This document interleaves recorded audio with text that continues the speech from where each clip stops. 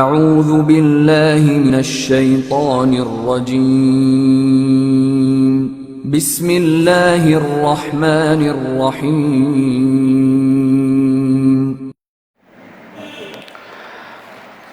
আসসালামু আলাইকুম ওয়া রাহমাতুল্লাহি ওয়া বারাকাতুহু।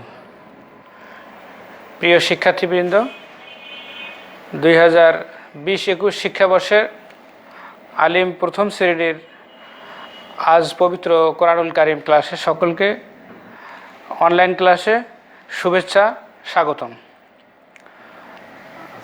আমরা আজ আমাদের কোরআনুল কারীম বিষয়ের প্রথম ক্লাস শুরু করতে যাচ্ছি। এই জন্য মহান আল্লাহ তাআলার দরবারে শুকরিয়া জ্ঞাপন করছি, বলি আলহামদুলিল্লাহ। দরুদ ও সালাম বিশ্ব মানবতার মুক্তির দূত মুহাম্মদুর রাসূলুল্লাহ সাল্লাল্লাহু আলাইহি ওয়াসাল্লামের ওপর আমরা বলি সাল্লাল্লাহু আলাইহি ওয়াসাল্লাম। তো আমরা আমাদের আলিম প্রথম বর্ষের কোরআন মাজিদের সিলেবাস সম্পর্কে একটু আগে জানি। আমাদের আলিম প্রথম বর্ষের কোরআন মাজিদের সিলেবাসে 2টি সূরা রয়েছে।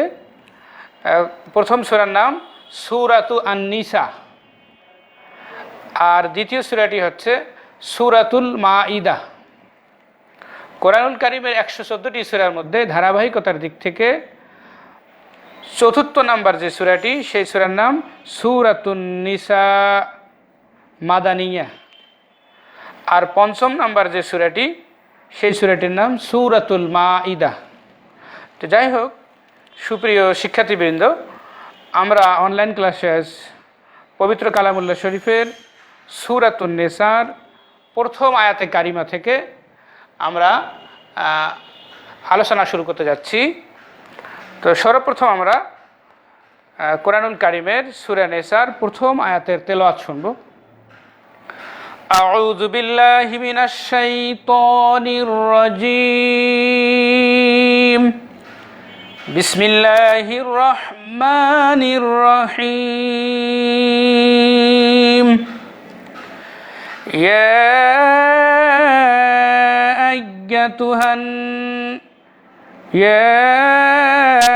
أيها الناس اتقوا ربكم الذي خلقكم من نفس واحدة وخلق منها زوجها وبث منهما رجالا كثيرا ونساء واتقوا الله الذي تساءلون به والأرحام إن الله كان عليكم رقيبا صدقت يا رب العالمين। প্রিয় শিক্ষার্থীবৃন্দ,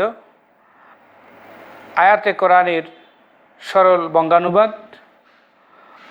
মহান আল্লাহ তাআলা ইরশাদ করেন, ইয়া আইয়ুহান নাস, হে মানব জাতি, হে মানব মণ্ডলী, হে দুনিয়ার আদমের সন্তান, ইত্তাকু রব্বাকুম, তোমরা তোমাদের পরওয়ারদিগারকে, তোমাদের প্রতিপালককে, তোমাদের প্রভুকে তোমরা ভয় করো, সতর্ক থাকো। আল্লাযী খলাকাকুম, যিনি তোমাদেরকে সৃজন করেছেন, তোমাদেরকে সৃষ্টি করেছেন, তোমাদেরকে বানিয়েছেন, তৈরি করেছেন, তোমাদেরকে অস্তিত্ব দান করেছেন। মিন নাফসিন ওয়াহিদা, এক আত্মা হতে, একটি মাত্র আত্মা হতে। ওয়া খলাকা মিনহা, আর তিনি সৃষ্টি করেছেন তা থেকে, তথা ওই একটি আত্মা থেকে, জাওজাহা, তার সহধর্মিণী, তার স্ত্রী, তার পত্নী।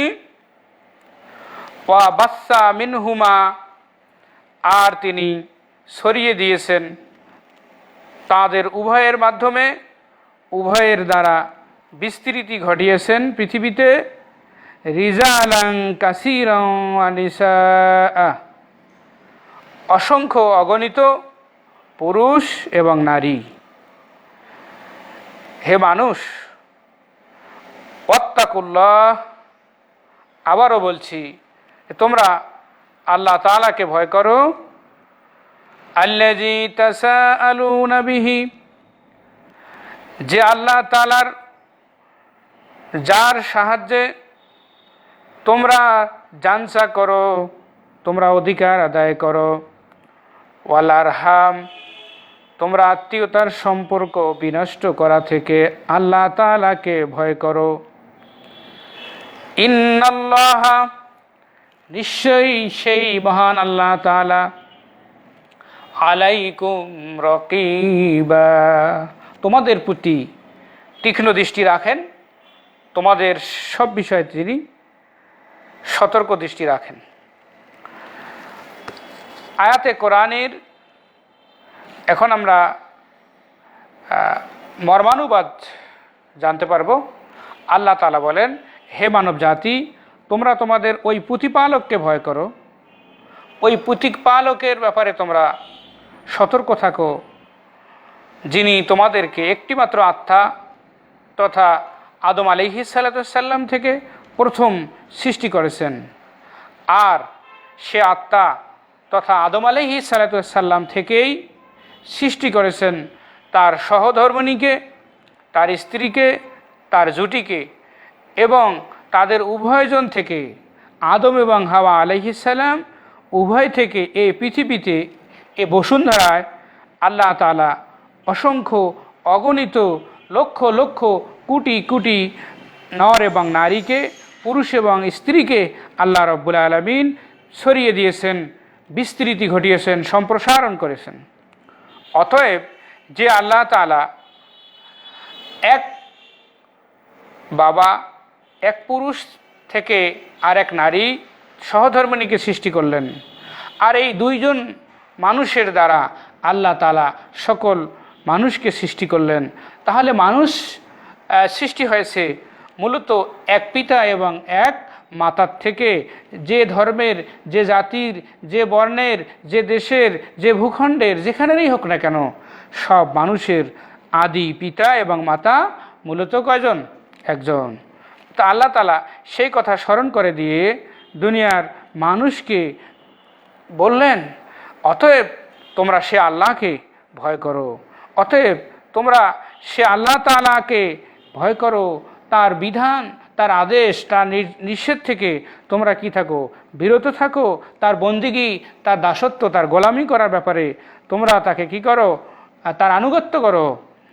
যার সাহায্যে, যার সাহায্যে তোমরা একে অপরের নিকট জানসা করো, তোমরা কি করো? অধিকার আদায় করো, এবং তোমরা আত্মীয়তার সম্পর্কের ব্যাপারে সতর্ক থাকো। আত্মীয়তার সম্পর্ক বিচ্ছিন্ন করো না, কারণ এই আত্মীয়তার সম্পর্ক, মহব্বত, ভালোবাসা আল্লাহ রাব্বুল আলামিন তিনি আমাদেরকে নিয়ামত হিসেবে দান করেছেন। আর পরিশেষে আল্লাহ তাআলা বললেন, নিশ্চয় আল্লাহ তাআলা তোমাদের সার্বিক সব কিছুর বিষয়ে তিনি তীক্ষ্ণ দৃষ্টি রাখেন। তোমরা দিনের আলোতে, রাতের অন্ধকারে, একাকী নির্জনে, জনসম্মুখে, যেখানেই যা কিছু করো না কেন, তোমাদের যাবতীয় কর্মফল আল্লাহ রাব্বুল আলামিন তিনি অবজার্ভ করেন, তিনি দেখেন, তিনি সতর্ক দৃষ্টি রাখেন। তাকে ফাঁকি দিয়ে আমরা কোনো কিছুই করতে পারবো না। আয়াতের শানে নজুল প্রসঙ্গে বিভিন্ন তাফসিরের গ্রন্থে রয়েছে। বিখ্যাত তাফসির গ্রন্থ তাফসিরুল কোরআনিল আযীম, যে তাফসিরটি লিখেছেন হাফিজ ইমাদউদ্দিন ইবনে কাসির দামিশকি রহমতুল্লাহ আলাইহি, সেই তাফসিরে ইবনে কাসিরে আয়াতের শানে নজুল উল্লেখ করা হয়েছে যে ইসলামের পূর্বযুগে অভিভাবকগণ তাদের এতিমদের ধন সম্পদ তারা আত্মসাৎ করত এবং যথাসময়ে তা তাদেরকে বুঝিয়ে দেওয়ার ব্যাপারে তারা কি করত? গরিমসি করত। তারা ঠিকমতো এতিমদের ধন সম্পদ তাদেরকে বুঝিয়ে দিত না। এমনকি এক্ষেত্রে তারা বিভিন্ন ধরনের প্রতারণার আশ্রয় গ্রহণ করত। তাই আল্লাহ তাআলা তাদেরকে একই পিতামাতা তথা আদম এবং হাওয়া, বাবা আদম এবং মা হাওয়া আলাইহিস সালামের সন্তানের কথা স্মরণ করে দিয়ে আল্লাহ তাআলা তিনি এতিমদের মাল হস্তান্তর ও তাদের সাথে ভালো ব্যবহারের নির্দেশ প্রদান করে আয়াতে কারিমা সূরা নিসার প্রথম আয়াতে কারিমা তিনি নাজিল করেন। আলহামদুলিল্লাহ। কোনো মুফাসসিরিনে কেরাম বলেন যে আল্লাহ তাআলা মানব বিস্তারের মূল উৎস ও বিস্তার লাভ এবং তার সৃষ্টির কলাকৌশল ও একই মা বাবার সন্তান হওয়ার কথা স্মরণ করিয়ে দিয়ে সকল মানুষকে পারস্পরিক সম্পর্ক স্থাপন এবং স্বীয় কর্তব্য পালনের প্রতি উদ্বুদ্ধ করতে আল্লাহ তাআলার পক্ষ থেকে আলোচ্য আয়াত নাজিল হয়। আল্লাহ রাব্বুল আলামিন আলোচ্য আয়াত নাজিল করেন। সুপ্রিয় ছাত্রছাত্রীবৃন্দ, শিক্ষার্থীবৃন্দ, তোমাদেরকে অভিনন্দন জানাচ্ছি যে তোমরা অনলাইন ক্লাসে তোমরা অংশগ্রহণ করেছো, উদ্বুদ্ধ হয়েছো। যাই হোক, এখন আমরা আয়াতের সরল অনুবাদ শুনতে পারলাম। এখন এই আয়াত থেকে গুরুত্বপূর্ণ কিছু শব্দের বিশ্লেষণ শুনবো। এরপরে আমরা আয়াতে কারিমার থেকে শিক্ষণীয় বিষয় শুনে আজকের ক্লাস আমরা সমাপ্ত করব। প্রথমেই বলা যায় যে আল্লাহ তাআলা বলছেন যে ইয়া আইয়ুহান নাস বলে আল্লাহ তাআলা কাদেরকে বুঝিয়েছেন?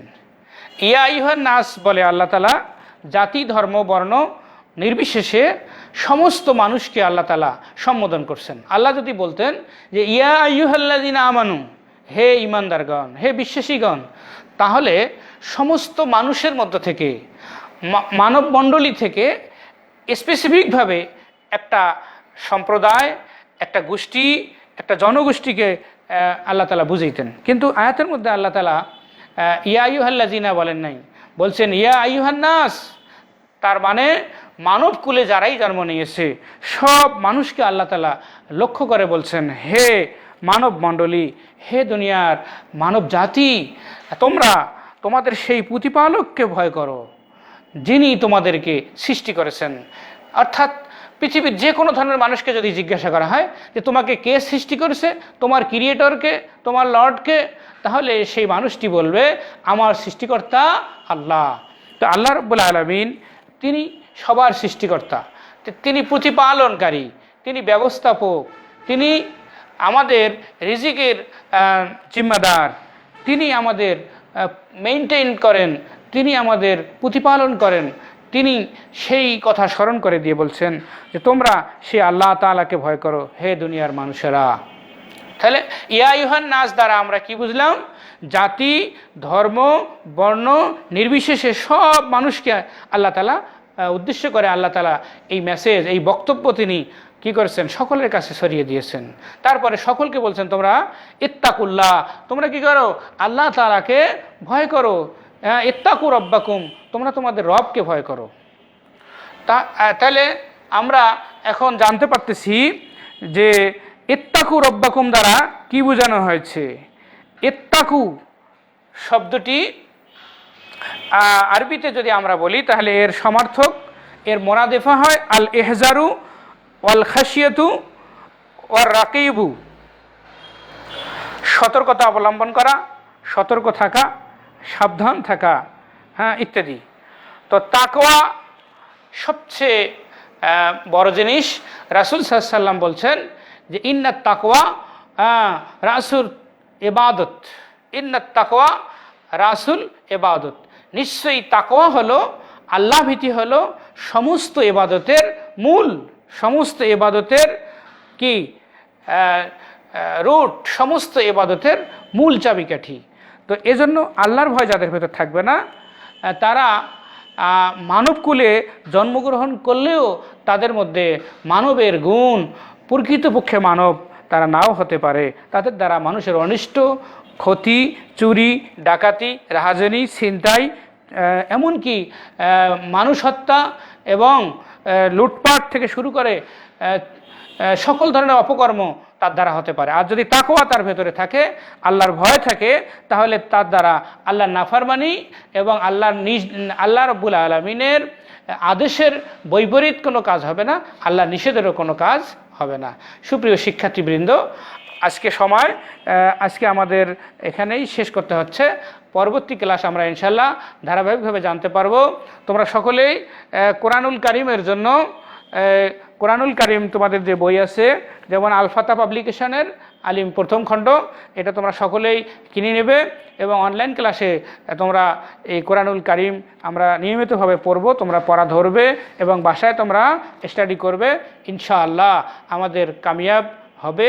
আল্লাহ তাআলার কাছে আমরা দোয়া করি, আল্লাহুম্মা ইন্না নাউযু বিকা মিনাল বারাসি ওয়াল জুনুনি ওয়াল জুজাম ওয়া মিন সাইয়্যিল আসকাম। হে আল্লাহ, তুমি আমাদেরকে এই বৈশ্বিক মহামারী থেকে মুক্তি দান করে আমাদেরকে আবার স্বাভাবিক অবস্থা ফিরিয়ে দাও, আমাদেরকে আবার শ্রেণীকক্ষে ফিরিয়ে এসে সামনাসামনি আমরা যেন কোরআন এবং হাদিসের ক্লাস এবং আমাদের সমস্ত ক্লাসগুলো সুচারুরূপে আমরা নিতে পারি এবং আমরা গ্রহণ করতে পারি। আল্লাহ, তুমি আমাদেরকে এই তৌফিক দান করো।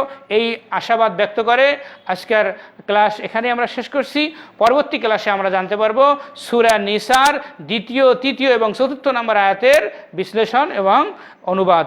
ওয়া আখির দাওয়ানা আনিল হামদুলিল্লাহি রাব্বিল আলামিন। সকলকে অনলাইন ক্লাসে উপস্থিত থাকার জন্য আবারও স্বাগতম জানাচ্ছি। সকলের সুস্বাস্থ্য কামনা করে এখানেই শেষ করছি। আসসালামু আলাইকুম ওয়া রাহমাতুল্লাহি ওয়া বারাকাতুহু।